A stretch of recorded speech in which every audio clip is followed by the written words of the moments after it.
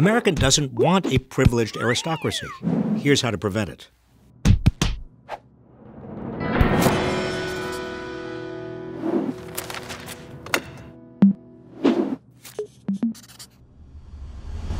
We need to raise the estate tax. At a time of historic economic inequality, it should be a no-brainer to raise a tax on inherited wealth for the very rich. Yet there's a move among some members of Congress to abolish it altogether.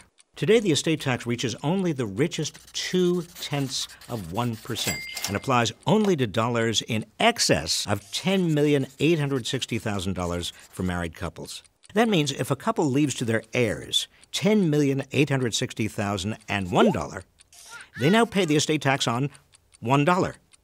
The current estate tax rate is 40%, so that would be 40 cents. Yet according to these members of Congress, that is still too much. Abolishing the estate tax would give each of the wealthiest 0.2% of American households an average tax cut of $3 million.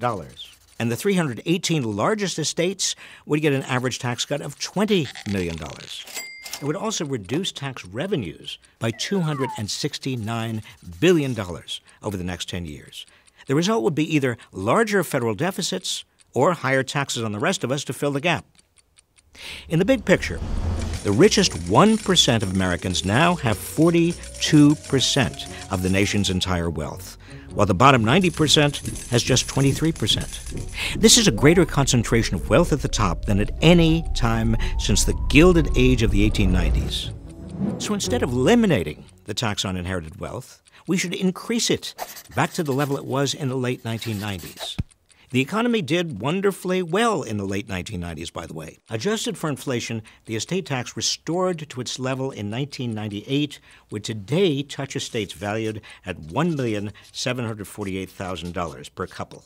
That would yield approximately $448 billion over the next 10 years, way more than enough to finance preschool for all and 2 free years of community college. Our democracy's founding fathers did not want a privileged aristocracy, yet that's the direction we're going in. The tax on inherited wealth is one of the major bulwarks against it. That tax should be increased, not cut.